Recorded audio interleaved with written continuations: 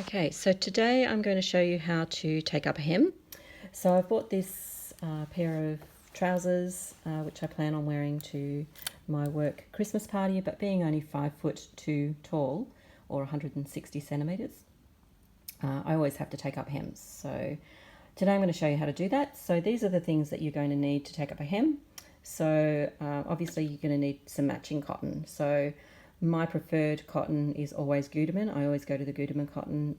I'm not being paid to promote Gutermann cotton, but I just always find that this is the best one for my use. So this one here is 100% polyester. I find it strong, it never tangles, and you can get it in a wide variety of different colours. So that's the thread that I always use. You're also going to need a quick unpick or a seam ripper. This is to take down the original hem that's on the trousers. You're going to need pins.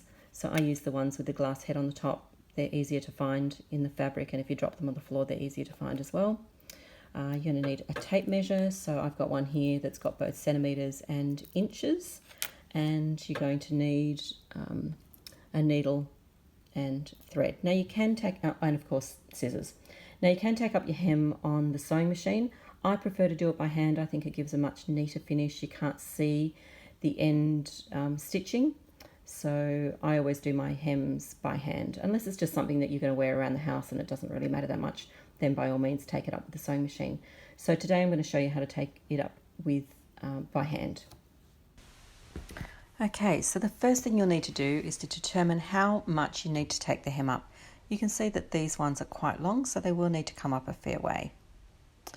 Always try them on using the shoes that you'll be wearing with the pants. That's the best way to know exactly how far the hem has to come up. And then you'll need to enlist the help of someone to help you put the pin in. The pin will show you exactly how far you need to take up the hem. Then take off the trousers and measure how much the hem has to come up.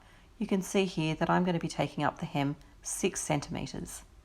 And then use a seam ripper to take down the existing hem. So this is probably the easiest way to take down a hem. So I've got a stitch ripper or a unpicker here. And I'm not sure whether you can see because we've got black cotton on black fabric. But basically what you do is you just put the stitch ripper through some of the stitches between the layers of fabric and just simply tear them. Then pull it slightly, not too hard because you don't want to rip the fabric. Put the stitch ripper through the next stitches, rip those, pull it slightly, and just keep going until you've unpicked the whole hem.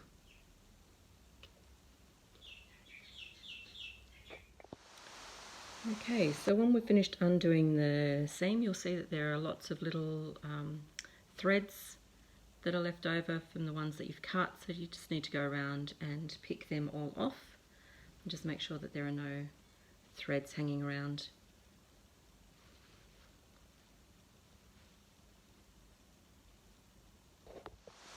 Okay, so I've finished taking out all of the bits of thread. Now I'll probably still find some when I go around sewing up the hem. You can see here all the bits of thread that I've pulled out. You might notice in the background I use a tackle box to keep all my sewing bits and pieces. I've just found that that's the best way to keep it all organised. So I'll show you just what's inside my tackle box here. So there's my tackle box, and I've got all of my sewing supplies inside my tackle box.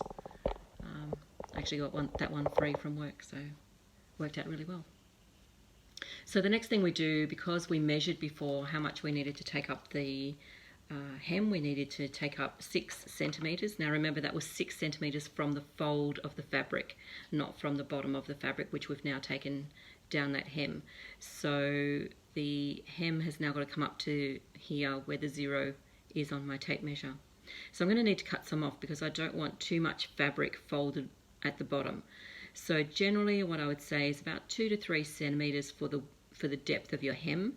So in this case I'm going to cut off at the fold because that gives me 6 centimetres and I can fold it over to the 3 centimetre mark and then fold it over to the 0, and then that's where my hem has to finish up. Okay, so I'm just going to turn the video off now while I just go around and cut the seam just at the fold mark because that's the perfect distance for me to cut it. Okay, so I've now cut that off. I've got the leftover fabric just sitting here. And what I need to do now is measure how far the hem needs to come up. Now remember when we measured before, we needed to make it 6 centimetres shorter than what it was. So we've cut this off at the original place where the hem ended.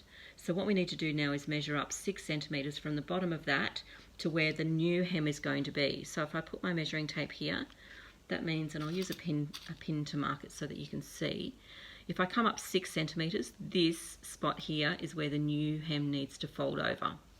Okay, so if I take my hem and I fold it up, that's exactly how short now I need to make that hem. So I'm not going to fold it up just like that, because then we would have a raw edge along here and that could potentially fray. So what we're going to do is we're going to fold that over twice. The first time we're going to fold the bottom up to where the pin is, and we're going to make sure that the seam here, this is the side seam of the pants, the side seam here matches where the side seam continues, and you probably can't see that because it's black fabric on black, but just trust me on this one. And then what we're going to do is we're going to fold it again. So I'm just going to take that pin out because we know where that is now. And we're just going to fold it one more time, and we're going to place a pin in there. So that's the depth of the new hem, and that's how short the trousers need to be. So what I'm going to do is I'm going to go around my hem and do the same thing all the way around. So I'm going to measure 6 centimetres, then I'm going to fold the fabric in half and pin it up.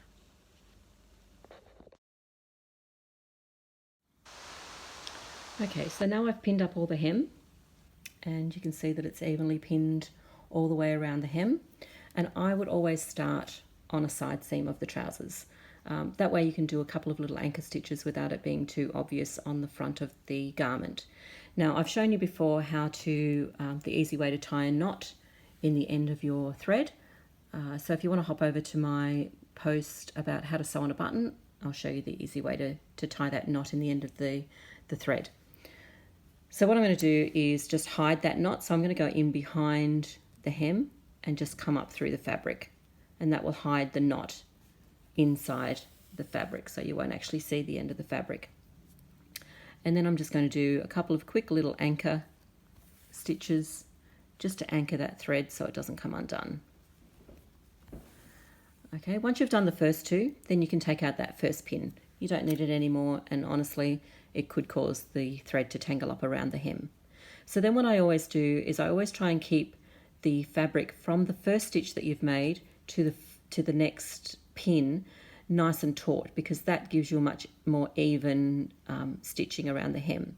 So the way to do the hem is just to pick up a couple of little threads from your fabric, not too many because you don't want it to show on the right side of the garment, and then go under the folded hem that you've taken up and catch that as well. Okay, and then pull that. Now you don't want to pull it tight, because if you pull it tight you can see that you've got puckering there. So you just want it to be fairly loose but not too loose. Again, a tiny little stitch in the fabric and then under the folded fabric, and take another little stitch. And then you just keep doing that all the way to the next needle.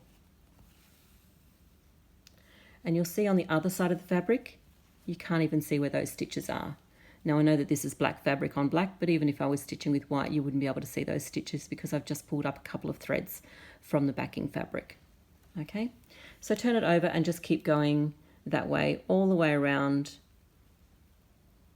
the remaining part of the hem.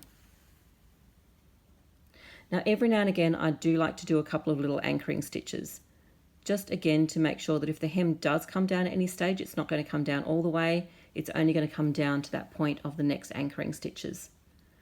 Okay, and I'd probably do that maybe at every second pin. I might just do a couple of little anchor stitches. Just makes the hem that little bit stronger. Okay, so just keep going like that all the way around the end. To the end of the first hem there, and what I'm going to do now is I just need to finish off the stitch. So I'm going to finish it off with a couple of anchor stitches at the end, again making sure that you don't pull it too tight and pucker your fabric. So a couple of stitches there, and then I'm going to put a knot in the end, And again, this is a method that I showed you in my video blog on how to sew on a button, but I'll do that again here. So just put your needle through the fabric, take the end of the cotton and wind it around about 3 or 4 times, and then hold that between your thumb and the fabric, and then pull your needle through. And what that does is it creates a knot right at the base of the fabric. And then simply thread your needle through the different layers of the fabric so that you hide the end of the thread in your fabric, and then you can simply get your scissors and snip off that thread. Again, just being careful not to snip the fabric at the same time. And that's it. So there's the hem on one side, and on the other side you can see that you can barely see the stitches at all. So then what I would do is I would take it to the ironing board and I would just simply press it. Now this is synthetic fabric, so when I press it or iron it, I'm going to put some cotton over the top of it and just iron that flat, so that way you get a nice sharp edge to your fabric. It's not sort of rolled like this. It's nice and sharp. So I'll go and press it and then I'll be back.